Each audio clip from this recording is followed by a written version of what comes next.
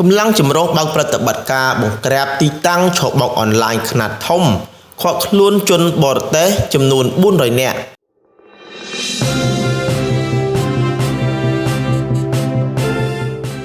ខេត្តបន្ទាយមានជ័យភាពចលាចលនិងស្នូបទុះអាវុធគម្រាមជាង10គ្រាប់បានកាត់ឡើងនៅកណ្ដាលក្រុងប៉ោយប៉ែតកាលពីថ្ងៃរសៀលថ្ងៃទី22ខែមេសាឆ្នាំ2026ខណៈដែលកម្លាំងសមត្ថកិច្ចចម្រុះបានសម្រុកចូលបង្ក្រាបទីតាំងឆបោកតាមប្រព័ន្ធបច្ចេកវិទ្យា Online Scam ដ៏ធំមួយប្រតិបត្តិការនេះបានធ្វើឡើងនៅទីតាំងអគារចំនួន2កន្លែងស្ថិតនៅក្នុងភូមិក្បាលស្ពាន1សង្កាត់អូជ្រៅក្បែរហាងសាច់អាំងកំពង់ចាមក្នុងអំឡុងពេលឡោមព័ទ្ធស្ថានភាពមានភាពតានតឹងយ៉ាងខ្លាំងដោយក្រុមជនជាតិបរទេស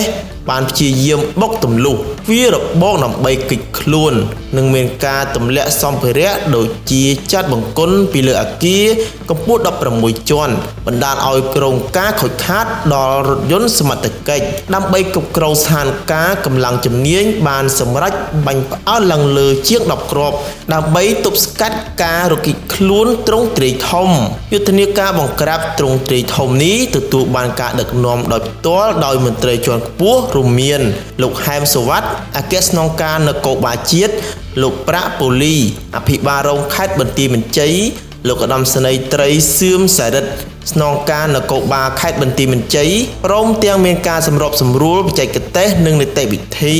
ពីសំណាក់ព្រះរាជអាជ្ញារងអមសាលាដំបងខេត្តផងដែរជាលទ្ធផលកម្លាំងចម្រុះបានឃាត់ខ្លួនជនបរទេសសរុបជិត400នាក់យោងតាមផែនការការងារសមត្ថកិច្ចបានរៀបចំរថយន្តឈ្នួលប្រភេទ12កៅអី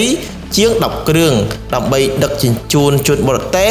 មួយចំនួនដែលត្រូវអនុវត្តវិធានការបណ្តេញចេញពីកម្ពុជាចំពោះបុគ្គលដែលមានពាក់ព័ន្ធផ្ទាល់ពីបទល្មើសត្រូវបានបញ្ជូនទៅកាន់ស្នងការដ្ឋាននគរបាលខេត្តបន្ទាយមានជ័យ